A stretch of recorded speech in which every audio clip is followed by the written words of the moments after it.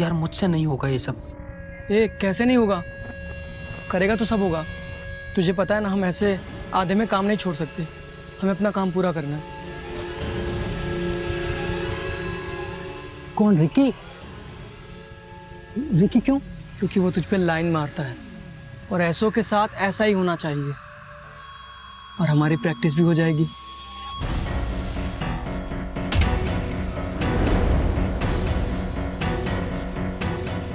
क्या तू हमारी बातें सुन रही थी? नहीं मोहित, मैं तो बस तुमसे मिलने आई थी। किस लिए मिलने आई थी? पीछे ही पड़ गई है यार। चल आ रहा हूं।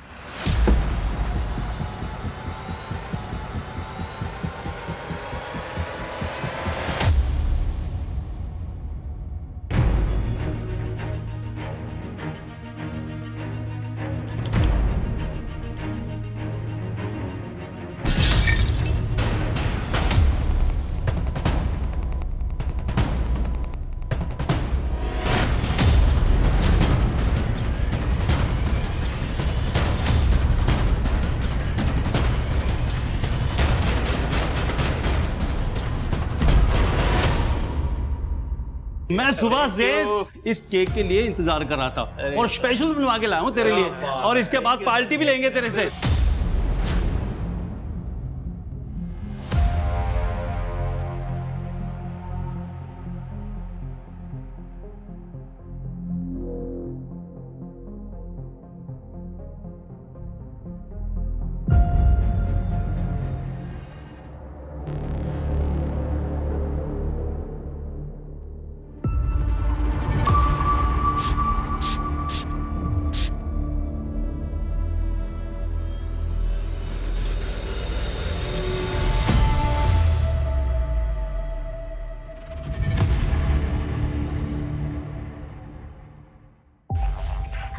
बहुत बहुत मुबारकबाद मुझे सबने।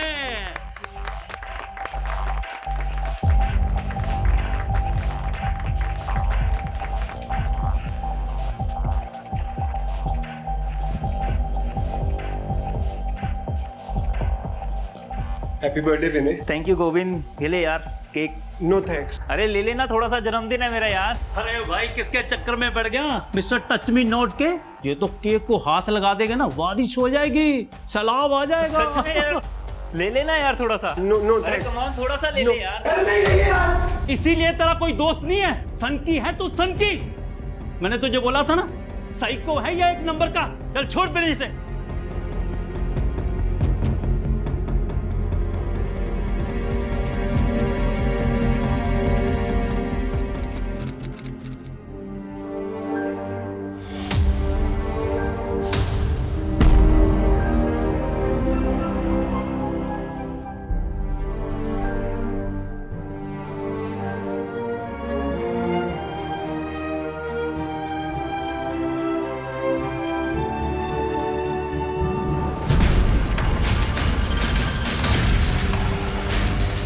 कितनी बार तेरे को मना किया है ये सब ना करने के लिए। पापा, वो मुझे बर्थडे पार्टी में जाना था। रुक, मैं मनाता हूँ तेरी बर्थडे पार्टी। ये पापा नहीं, मम्मी नहीं। पार्टी तो देनी पड़ेगी भाई। हाँ यार, पार्टी तो देनी पड़ेगी। अच्छा सुनो सुनो, मैं क्या कह रहा हूँ। मेरी और मोहित की अलग अलग बर्थडे पार्टी करने से अच्छा है एक ग्रैंड बर्थडे पार्टी करते हैं। मोहित के टेरेस पे करते हैं। हाँ आ जाओ, कोई प्रॉब्लम नहीं है। अरे प्रॉब्लम तो है यार, ग्रैंड पार्टी होगी और दारू नहीं होगी। अरे यार, किसने कहा दारू नहीं होगी? 18th बर्थडे है मेरा। 9 बजे टाइम पे पहुंच जाना। इतनी दारू पिलाऊंगा ना कि लुढ़कते हुए जाओगे तुम सब घर पे। ठीक है, चल 9 बजे मिलते हैं। चल यार, फिर मिलते हैं 9 बजे। हाँ आ जाना।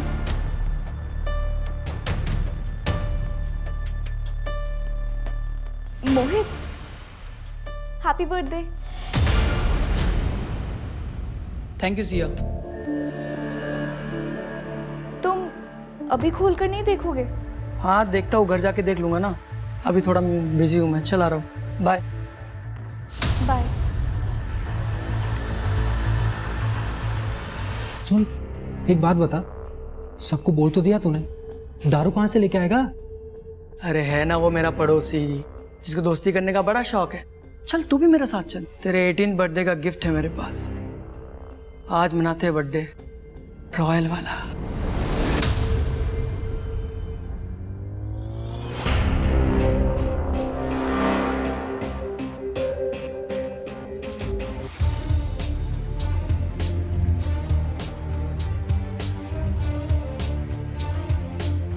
रहने दो ना भाई, बाद में कर लेंगे साफ।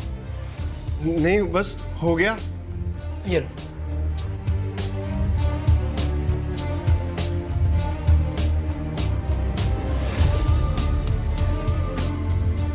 मोहित मैं पहले ही कोटे से ज्यादा हो गया यार। आज मेरा बर्थडे है, आज भी कोटा फॉलो करोगे क्या?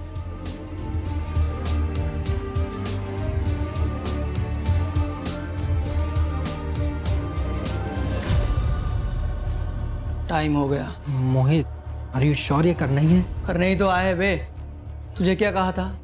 तेरे 18 बर्थडे का गिफ्ट है मेरे पास। हाँ। यही तो है, और इस साइको को कौन ढूंढेगा?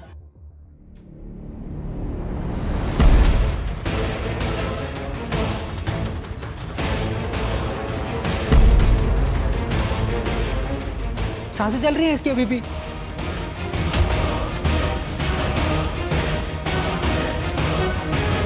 खून निकल रहा है रे। मैं काट के देखूं? हाँ काट ना। बाप की गाड़ी लाया हो, उसी में डालकर लाश को ठिकाने लगा देते हैं, किसी को कुछ पता नहीं चलेगा। हाँ? Happy birthday to you. Happy birthday to you. Happy birthday dear Aman.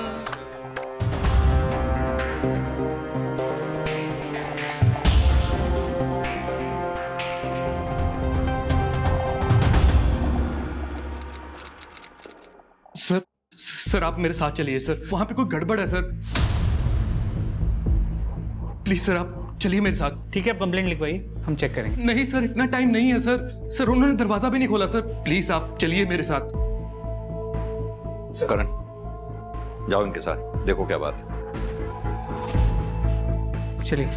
Thank you sir.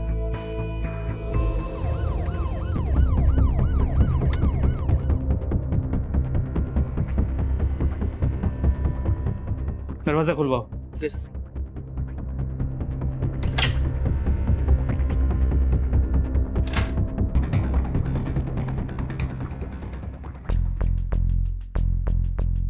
माँ,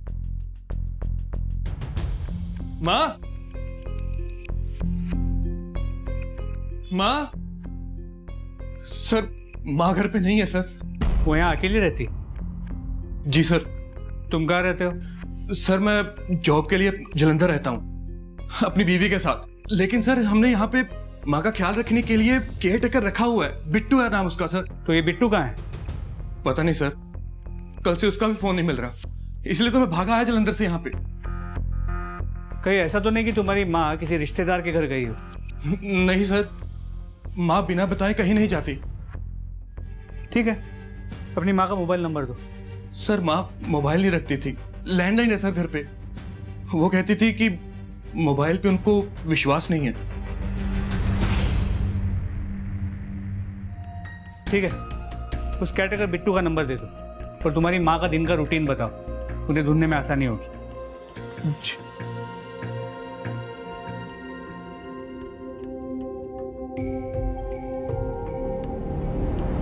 सर आशालता आंटी को 3 दिन पहले देखा था मैंने, बुधवार को घर से बाहर जाते हुए, और उनके हाथ में एक झोला भी था, शायद सब्जी लेने जा रही थी वो। आशालता जी का बेटा चिराग उनसे अलग रहता था, उनके आपसी संबंध कैसे थे? सर सास बहू की पटती नहीं थी, और चिराग अपनी बीवी अदिति को समझाने के बजाय उससे अलग हो गया, आशालता जी को अकेला छोड़कर। हाँ सर, आशालता जी आई थी बुधवार को, सब्जी लेके चली गई। तो उस कैटेगर बिट्टू का फोन अभी भी स्विच ऑफ है, पर मार्केट से घर आने वाले रास्ते पे उस दिन किसी ने भी आशालता को देखा नहीं था। करण अच्छे खासे पैसे वाली औरत है ये, ऐसे कहाँ गायब हो जाएगी? इस आशालता के बारे में सारी details निकलवाओ। Sir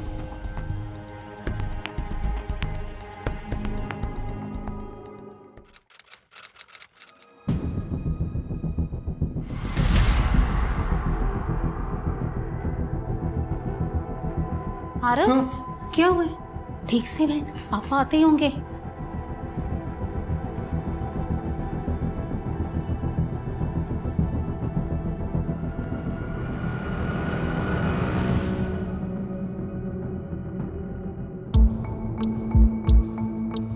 How's your studies?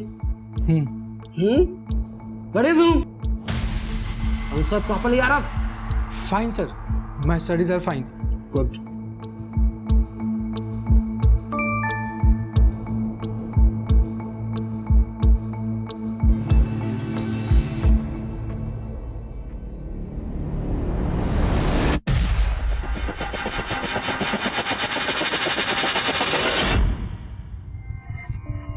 यार मुझसे नहीं होगा ये सब। कैसे नहीं होगा? करेगा तो सब होगा। तुझे पता है ना, हम ऐसे आधे में काम नहीं छोड़ सकते। हमें अपना काम पूरा करना है।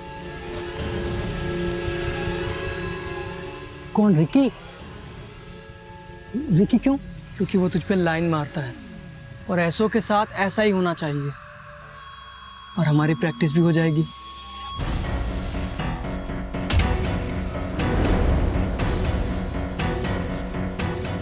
क्या तू हमारी बातें सुन रही थी? नहीं मोहित, मैं तो बस तुमसे मिलने आई थी। किस लिए मिलने आई थी? पीछे ही पड़ गई है यार। चल आ रहा हूं। जी सिंह साहब, पुलिस हर जगह तो नहीं रह सकती ना क्राइम से पहले। जी सिंह साहब, मैं आपसे थोड़ी देर में बात करता हूं। जी जी, थैंक यू। हाँ कर। आशालता का केयरटेकर बिट्टू 6 महीने पहले जेल में था, वो भी आशालता के ही कंप्लेंट पे। आशालता ने कंप्लेंट की थी कि उसने घर में चोरी की है। करण, ये बात कुछ अजीब नहीं है। आशालता ने जिस केयरटेकर बिट्टू के खिलाफ कंप्लेंट लिखवाई थी, वो बिट्टू वापस आशालता के घर में काम कर रहा था। जी सर, पर सर ये आशालता की बहू अदिति की फाइल है। शायद पड़ोसी इसी के बारे में बात कर रहे थे। सर, इंश्योरेंस पॉलिसी तो कराइए, कोई क्राइम थोड़ी ना कर दिया। हमने कब कहा ये क्राइम है? हमें आपकी सास आशालता के पड़ोसियों से पता लगा कि आपका और आपकी सास का इस पॉलिसी को लेकर झगड़ा हुआ था। कुछ बताएंगे आप?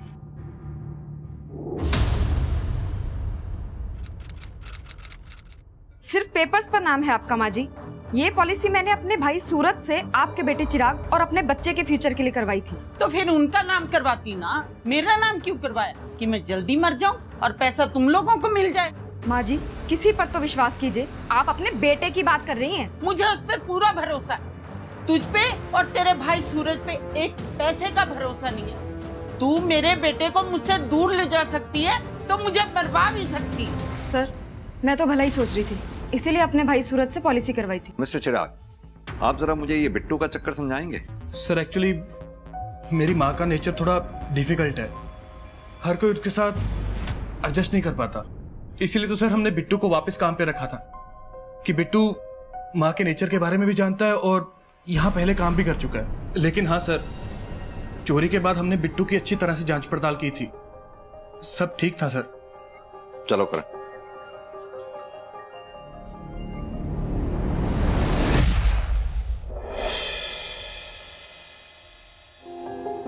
ये ले पी। अरे नहीं, इट्स ओके। अरे यार, वैसे तो तू बड़ा स्ट्रांग बनता है, दारू पीने में शर्मा रहा है। पीना। चलो ठीक है।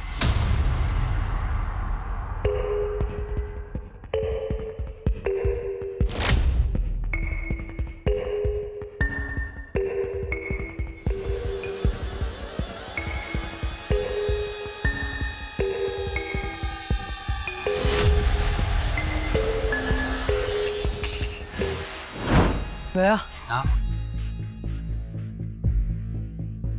चल लेटा। ये तुझसे प्यार करता था ना? हाँ, तू काट। मैं? हाँ।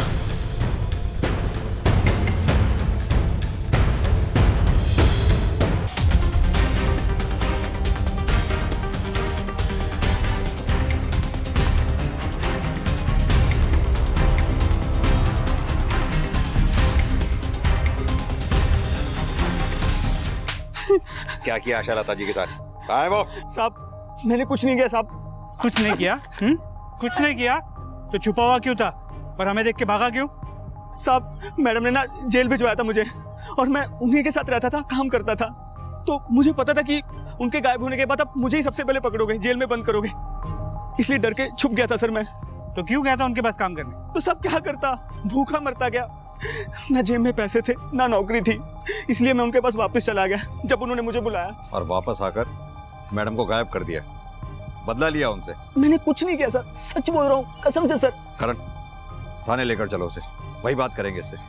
करण, समझ में नहीं आ रहा कौन सच बोल रहा है कौन झूठ।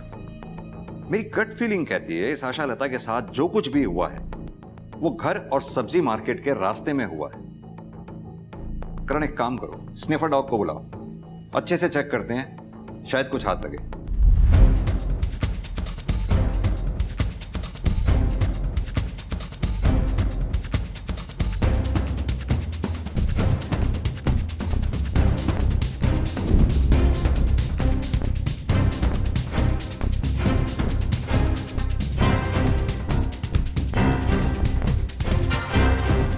सर लगता है इधर कुछ है। करण, खुदाई करवाओ। सर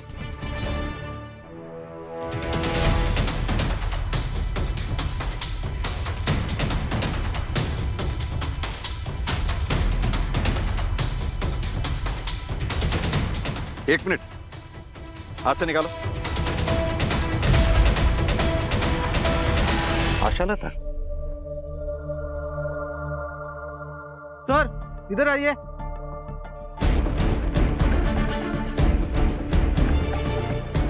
सर यहाँ पे कुछ है। इधर आओ।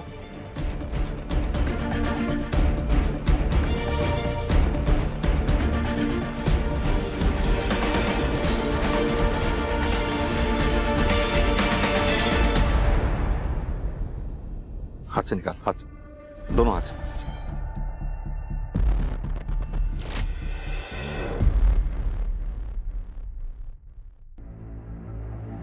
और एक बॉडी।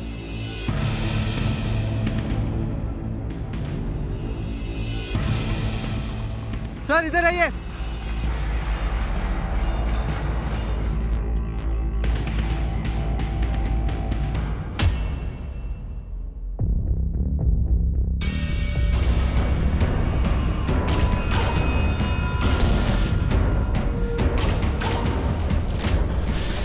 करण, 3 डेड बॉडीज एक ही एरिया में, आखिर किसी ने तो कुछ देखा होगा। और तीनों बॉडीज को पोस्टमार्टम के लिए भेजो। और हाँ, चिराग को बुला लो आशा लता जी को आइडेंटिफाई करने के। जी सर।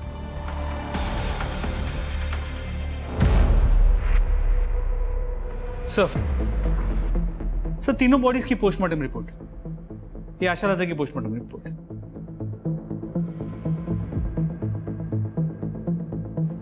करण, ये आशा लता की डेड बॉडी जहां हमें मिली थी वहां काफी खून पड़ा हुआ था, जैसे आशा लता की हत्या वहीं की गई हो। Murder weapon? सर हो सकता है किसी पत्थर से मारा हो, अब तक कुछ मिला नहीं है सर, हम ढूंढ रहे हैं। सर ये इस लड़की की पोस्टमार्टम रिपोर्ट, उम्र करीब 17 साल के आसपास की है। इसकी मौत का कारण एक्सेसिव ब्लड लॉस है। इसकी बॉडी पे मल्टीपल कट मार्क्स हैं, जैसे किसी ट्रेन आदमी ने किए हो, इतने परफेक्ट। और सर इस आदमी की उम्र 35 से 40 के बीच की है। इसे उस जगह पे गाड़े हुए करीब 3 महीने हो चुके हैं। और इसकी मौत का कारण भी एक्सेसिव ब्लड लॉस है। करण, इन दोनों लड़कों के मर्डर की मॉडस ऑपरेंडी सेम है। वहीं आशा लता की जिस तरह से हत्या की गई है उसे देखकर लगता है कि किसी नौसिखिए का काम है। तो क्या इन दोनों का हत्यारा और आशा लता का हत्यारा अलग अलग है? सर ये भी तो हो सकता है कि किलर ने जानबूझ के आशा लता को अलग तरीके से मारा है ताकि वो हमें गुमराह कर सके। अगर ऐसा है तो ये क्रिमिनल बहुत शातिर है। आरव, आज उस साइको गोविंद के घर के बाहर मैंने लोग देखे, उसके बारे में बातें कर रहे थे। तुझे पता है इतनी सी भनक पड़ी ना पुलिस को, हम दोनों जेल में होंगे।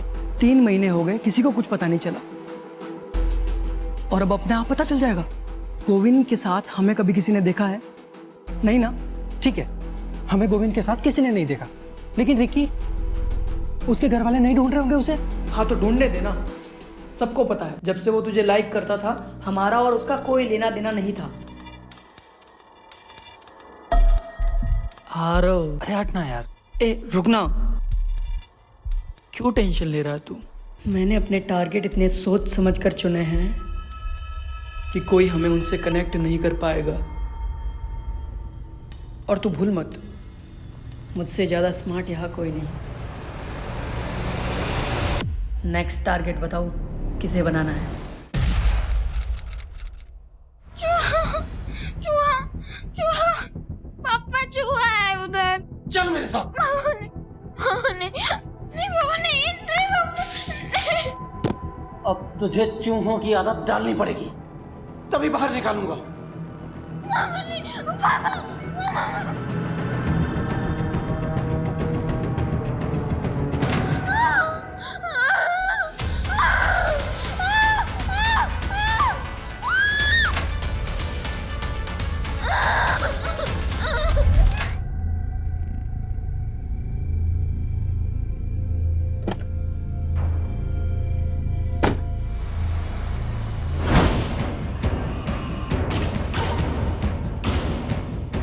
ये रहा अपना टारगेट। रूटीन तो पता ही है इसका, जैसे ही मौका मिलेगा खत्म कर देंगे इसको। नहीं सर, मैं नहीं जानता इन दोनों को, पर सर किसने किया ये? किसने मारा मेरी माँ को? सर आपने किलर को अब तक क्यों नहीं पकड़ा?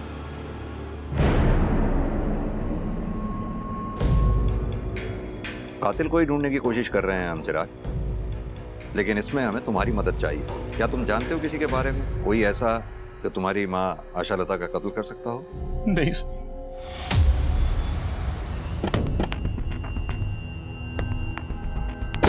करण, मुझे तो ये फैमिली बड़ी अजीब लग रही है। ये चिराग, उसे अपनी माँ के मरने का उतना दुख नहीं है जितना इंटरेस्ट उसको उसके किलर के बारे में जानने का है। वो कॉल रिकॉर्ड्स और सेल लोकेशन की रिपोर्ट मंगवाई थी, उसका क्या हुआ? सर वो मल्टीपल केसेस होने की वजह से थोड़ा डिले हो रहा है। सर, जिस लड़के की डेड बॉडी की फोटो हमने सर्कुलेट करवाई थी, उसे देखकर इनका कहना है कि ये उसके माता पिता हैं। सर प्लीज, मैंने अपने बेटे को देखना है, मुझे मेरे बेटे के पास ले चलिए सर। करण, आइए।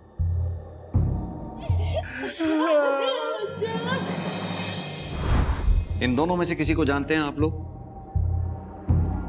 इन दोनों की डेड बॉडीज हमें रिकी की डेड बॉडी के साथ में मिली हैं। सर, इन दोनों की डेड बॉडीज रिक्की के साथ मिली हैं आपको? नहीं सर, हम नहीं जानते।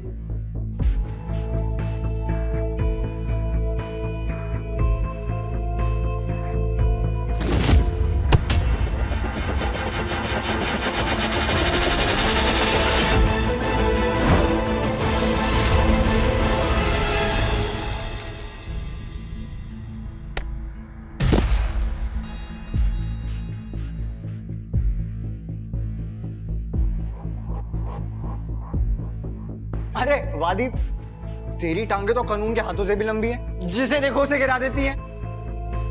थोड़ा कंट्रोल कर यार। वाह, क्या जोक मारा है। अब मैं मारूं? जोक नहीं, तुझे मारूं? अरे अरे की आदि, क्यों लड़ रहे हो तुम दोनों? चलो अपनी अपनी क्लास में, चलो चलो। सर दीप तो स्कूल में सबको परेशान करता था और रिकी के तो पीछे ही पड़ गया था। आप कॉलेज में किसी से भी पूछ लो, उसके बारे में सब यही कहेंगे।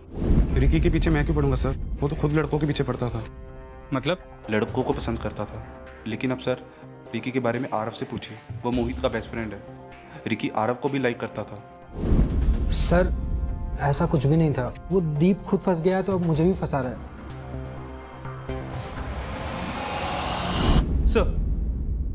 सर रिक्की के घर, कॉलेज, मोहल्ले सभी जगह पूछताछ की, लेकिन कुछ भी ऐसा नहीं मिला जो रिक्की को आशालता जी या वो दूसरा डेड बॉडी उसके साथ कनेक्ट कर पाए।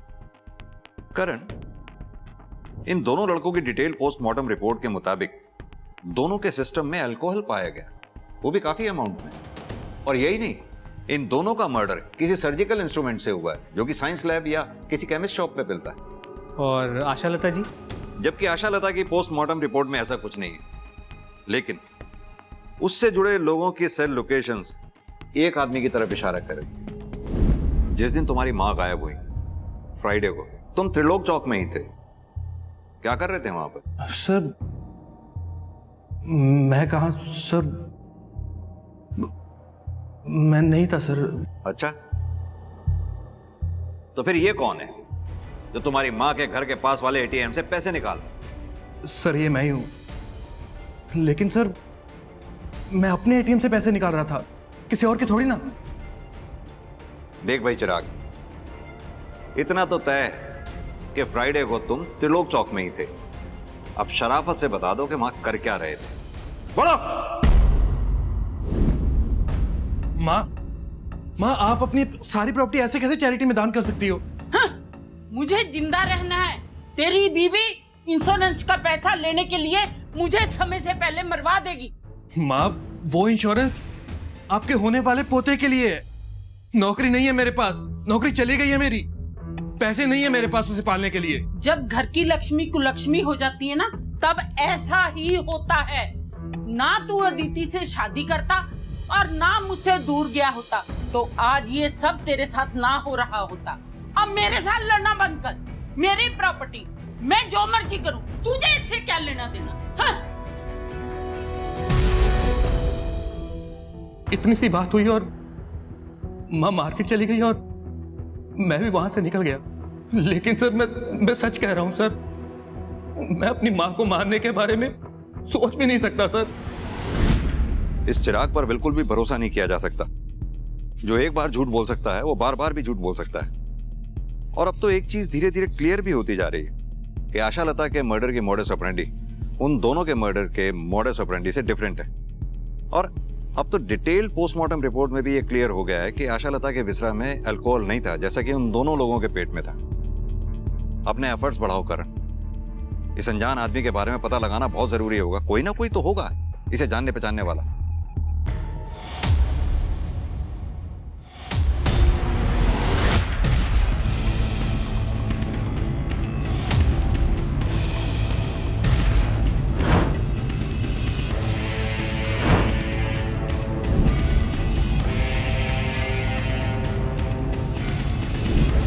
ये साइको अपना गोविंद ही है ना, देख। अरे हाँ, ये तो वही है। सर गोविंद मालिक नाम है इसका, और ये तो हमारे साथ ही काम करता था। आपके ऑफिस का कोई भी एम्प्लॉय पिछले 3 महीने से ऑफिस नहीं आ रहा है और आपके ऑफिस में से किसी ने भी ये जानने की कोशिश नहीं की कि क्यों नहीं आ रहा है वो? सर इसकी किसी के साथ दोस्ती ही नहीं थी जो कोई इसके बारे में सोचता। इसका एड्रेस पता होगा आप लोगों को? यस सर, एड्रेस है इसका house number 21 Shastri Nagar. Sir इस गोविंद के घर का एड्रेस शहर के बिल्कुल दूसरे हिस्से में। फिर वो आशा लता के घर के एरिया त्रिलोक चौक में क्या कर रहा था?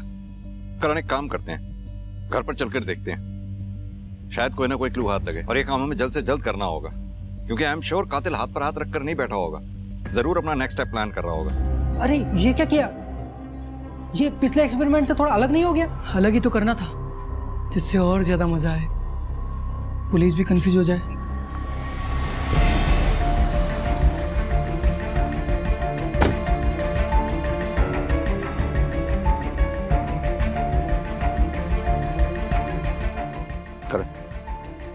दरवाजा खुलवाने का बंदोबस्त करवाओ।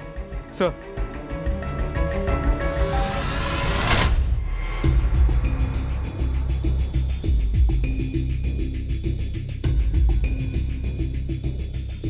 करण, मैं इतने बार पड़ोसियों से बात करता हूं, कुछ अगर मिले तो मुझे बताना।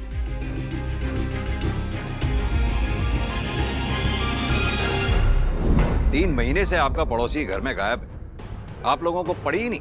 सर किसी से मतलब ही नहीं रखता था गोविंद, तो हमें भी उसकी क्या पड़ी थी? लेकिन उसके परिवार वालों को तो पड़ी होगी। कहाँ हैं उसके परिवार वाले? सर हमने तो ये सुना था कि उसके बीवी बच्चे मर चुके हैं और उसी ने मारा था उन सबको। करण, इस सुनी सुनाई बात के बारे में पता करो क्या हुआ था। सर गोविंद की बीवी और बच्चे की मौत एक सस्पिशियस कार एक्सीडेंट में हुई थी। गाड़ी गोविंद खुद चला रहा था, मगर उसे एक खरोच तक नहीं आई। उसके बाद गोविंद को ओसीडी डिटेक्ट हुआ, जिसके बाद वो अकेला रहता है, ना कोई दोस्त है ना कोई दुश्मन। और कातिल ये बात अच्छी तरह से जानता था कि गोविंद को ढूंढने वाला कोई भी नहीं है, इसीलिए उसने आशा लता और रिकी के घर से 10 किलोमीटर दूर रहने वाले गोविंद को अपना निशाना बनाया कातिल ने। करण, यहां मुझे एक पैटर्न नजर आ रहा है, जैसे कि कातिल मेंटली डिस्टर्ब लोगों को ढूंढ ढूंढ कर अपना निशाना बना रहा है, क्योंकि गोविंद मेंटली डिस्टर्ब था अपने बीवी बच्चे को खोने के बाद, वहीं रिकी मेंटली डिस्टर्ब था अपने पेरेंट्स की वजह से। कहीं ऐसा तो नहीं कातिल अनस्टेबल लोगों को ढूंढ ढूंढ कर अपना टारगेट बना रहा हो? सर वैसे देखा जाए तो आशा लता भी डिस्टर्ब थी अपने बेटे और बहू की वजह से। सर ये भी हो सकता है कि हम सोच रहे हैं कि दो अलग कातिल हैं मगर तीनों के कातिल कोई एक ही हो। Excuse me. हेलो सर, एक और डेड बॉडी मिली है।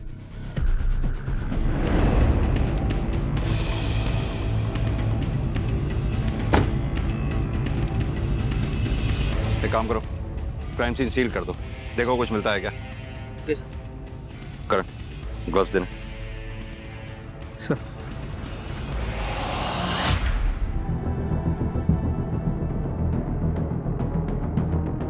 सर कितनी बेरहमी से मारा है, बॉडी में ऐसा कुछ भी नहीं छोड़ा जिससे आइडेंटिफिकेशन हो सके। लगता है जैसे किसी भारी चीज से वार किया गया। सर जैसे आशा लता को मारा गया था, लेकिन सर इस बार बॉडी को छुपाया नहीं गया। सर या फिर ये हो सकता है कि जल्दबाजी में वो अपना काम पूरी तरह से कर नहीं पाया हो। करण, अगर ये हमारा ही सीरियल किलर है तो जरूर इस आदमी में रिकी, गोविंद और आशा लता से मिलती जुलती कोई बात रही होगी, तभी कातिल ने इसे अपना शिकार बनाया। लेकिन बिना इसकी पहचान के कैसे पता लगा पाएंगे? सर इधर आइए। हटो।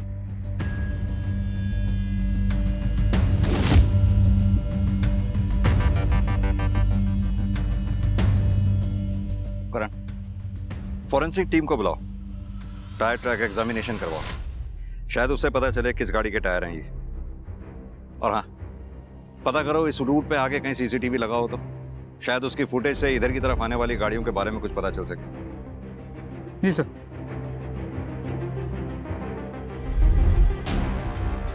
यार आरव, देखा तूने जो कच कच करके दिया ना उसको, खोपड़ी का फाउंटेन बन गया उसके। क्या खून निकल रहा था यार, मजा आ गया। मजा आया ना तुझे? आ गया ना मजा?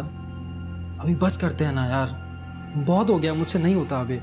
यार तू फिर शुरू हो गया। एक ही बात कितनी बार समझानी पड़ेगी तुझे?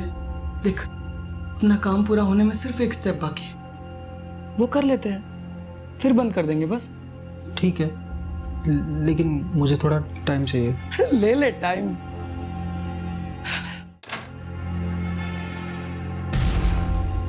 मोहित, पापा आ गए। मोहित आ गए। पापा भाग। अरे इधर कहाँ जा रहा है? उधर से भागना। जल्दी जल्दी खोल मोहित, जल्दी खोल।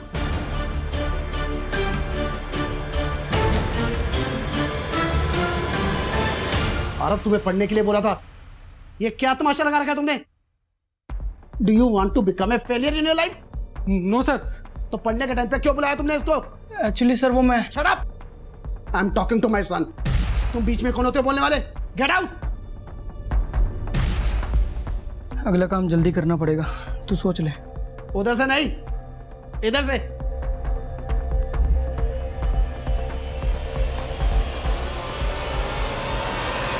सर ये प्रोबेबली उसी कार का नंबर है जिसके टायर मार्क्स हमें डेड बॉडी के पास से मिले थे। गाड़ी किसी महान सिंह नाम के आदमी के पास रजिस्टर्ड। सर उसका एड्रेस रामबाग तो जहां से हमें डेड बॉडी मिली थी वहां से 15 किलोमीटर दूर है ना, यानी कि सिमिलर पैटर्न। करण, इस एड्रेस पर चलकर देखते हैं आखिर ये महान सिंह है कौन, विक्टिम या किलर। आओ। ये मेरे पापा हैं सर, इन्हें किसने मार डाला सर? मानव, वही पता करने हम यहाँ आए। अब तुम ही हमारी मदद कर सकते हो ये बता के कि कौन कर सकता है तुम्हारे पापा के साथ ऐसे। मुझे नहीं पता सर, मुझे तो यकीन ही नहीं हो रहा कि पापा मर चुके हैं। और कौन रहता है तुम्हारे अलावा इस घर में? सर, मेरी माँ की डेथ मेरे बचपन में ही हो गई थी। एक छोटा भाई है सर, मगर उसे कोई फर्क नहीं पड़ता कि हम जिंदा हैं या मर गए। अगर उसे पता चला कि पापा मर चुके हैं तो वो खुशी ही होगा सर। वो खुश क्यों होगा?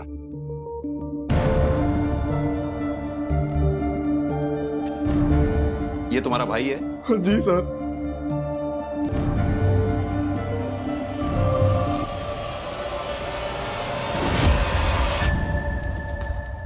ये महान सिंह का बेटा मोहित और रिकी एक ही कॉलेज में पढ़ते हैं, यानी कि महान सिंह और रिकी के मर्डर में कोई तो कनेक्शन जरूर है।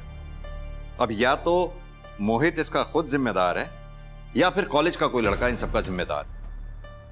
सर मैंने इस मोहित से बात तो की थी, थोड़ा अजीब था। करण, बिना किसी सबूत के हम इसे इंटेरोगेट कर ही नहीं सकते। एक कॉलेज का लड़का इतने ब्रूटल मर्डर करेगा, इस बात का कोई भरोसा करेगा ही नहीं। एक काम करो, पता करो इसके पास मर्डर वेपन आया कहां से, और इसके लिए सबसे पहले इसके कॉलेज से स्टार्ट करो। ये किसके साथ उठता बैठता था, इसका रूटीन क्या था, इसका सारा कच्चा चिट्ठा निकालो। और जब तक तुम ये सब काम करते हो तब तक मैं इस मोहित से बात करता हूं, देखूं तो सही अपने बाप की मौत का रिएक्शन होता कैसा है इसके। सर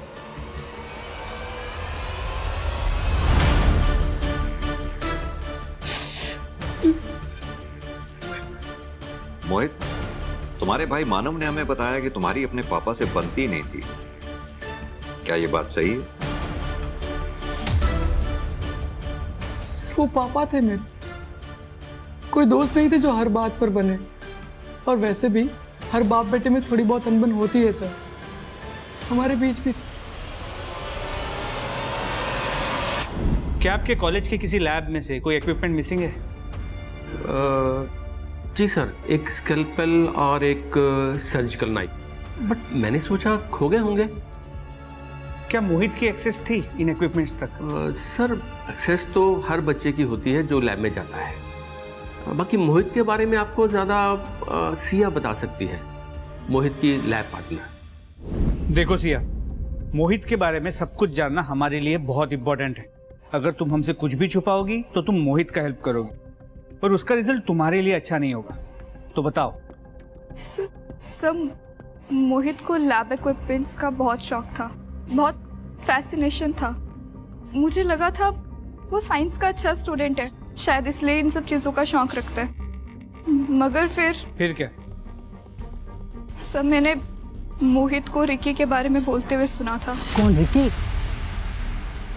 रिकी क्यों? क्योंकि वो तुझ पे लाइन मारता है और ऐसों के साथ ऐसा ही होना चाहिए, और हमारी प्रैक्टिस भी हो जाएगी। तुमने ये बात मोहित के मुंह से सुनी थी और ये सब पता होते हुए भी तुमने हमें आके ये बात बताई नहीं? सब मुझे नहीं लगा था मोहित ये सब कुछ करेगा। और दूसरी बात, सब मैं मोहित को बहुत पसंद करती हूँ। मैं बहुत कंफ्यूज हो गई थी और इसीलिए तुम। और कुछ पता है तुम्हें?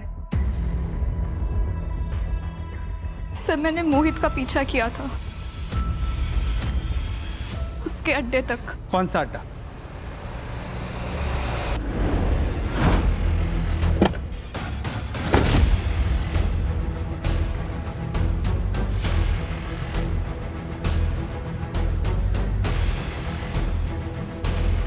करण, इसी ब्रांड की अल्कोहल तो रिकी और गोविंद के पेट से मिली थी। सर, मोहित के डिटेल मोबाइल लोकेशन रिकॉर्ड्स आ गए। सर, जिन जिन जगहों पे हमें डेड बॉडीज मिली थी उन हर जगह पर मोहित की मोबाइल की लोकेशन मौजूद थी। लेकिन इंटरेस्टिंग बात यह है कि मोहित के साथ साथ उसके दोस्त आरव की मोबाइल की लोकेशन भी सेम थी।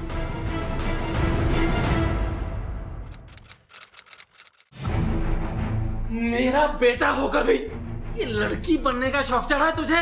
पापा मम्मा की याद आ रही थी। अबे साले, मम्मा की याद आ रही है तो मम्मा के पास क्यों नहीं चला जाता? मेरी नाक क्यों कटवाने पे तुला है? लोगों को पता चलेगा तो मेरी क्या इज्जत रह जाएगी? दोनों का खेल अब खत्म हुआ। अब सीधी तरह से ये बताओ कि ये खूंखार खेल खेल क्यों रहे थे? सर हम तो पढ़ने लिखने वाले बच्चे हैं, आप ये कौन से खेल की बात कर रहे हैं? हमें कोई आइडिया नहीं है। आरव, तुम हमें सच सच बताओ। तुम अगर सच सच बताओगे तो मैं शायद तुम्हारी मदद कर पाऊंगा। मुझे मालूम है तुमने जो कुछ भी किया मोहित के कहने पर किया, तुम्हारी कोई गलती नहीं थी। तो फिर क्यों मोहित की गलती की सजा तुम भुगतना चाहते हो? आरव ये झूठ बोल रहे हैं, कोई हेल्प नहीं करेंगे तेरी। मैं कोई झूठ नहीं बोल रहा हूं आरव, अगर सच सच बताओगे मैं तुम्हारी मदद करूंगा। सर मैं आपको सब सच सच बताता हूँ सर। अबे ये क्या बताएगा? मैं बताता हूँ। हाँ, मैंने मारा अपने बाप को। अब ये बताओ क्यों? क्योंकि इसका बाप और मेरा बाप हमें कभी एक नहीं होने देते। अगर हम दोनों को एक होना है तो तुझे तेरे बाप को और मुझे मेरे बाप को मारना होगा। तुम्हारे लिए तो मैं कुछ भी कर सकता हूँ, बोलो कब करना है। इसलिए तुमने अपने पिता को मारा, और अगर वक्त रहते हम तुम्हें नहीं पकड़ते तो तुम आरव के पिता को भी सो कॉल्ड इस प्यार की वजह से मार डालते। मेरा बस चलता ना सर तो मैं मेरे बाप को कभी का मार चुका होता। उसको मारने के लिए मुझे वजह की जरूरत नहीं थी। अपने पिता से इतनी नफरत की कोई खास वजह?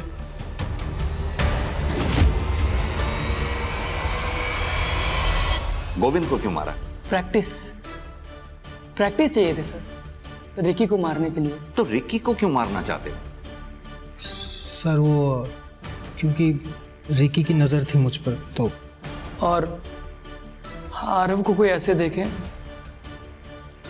मैं सहन नहीं कर सकता था, इसके लिए मार दिया सर। और ये बेचारी बुजुर्ग औरत, इसको क्यों मारा?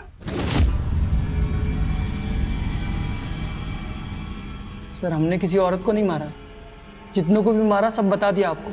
तो तुमने आशा लता जी को नहीं मारा? बोला ना सर, नहीं मारा। हम आर्ट ऑफ किलिंग में इतने परफेक्ट हो गए थे, फिर क्यों मारते इस औरत को बेकार में। सुविधा संपन्न बचपन भी दर्दनाक हो सकता है अगर उसे समझा ना जाए। ऐसा बचपन सबसे हिंसक अपराधियों को जन्म देता है, जैसा मोहित और आरव के मामले में हुआ।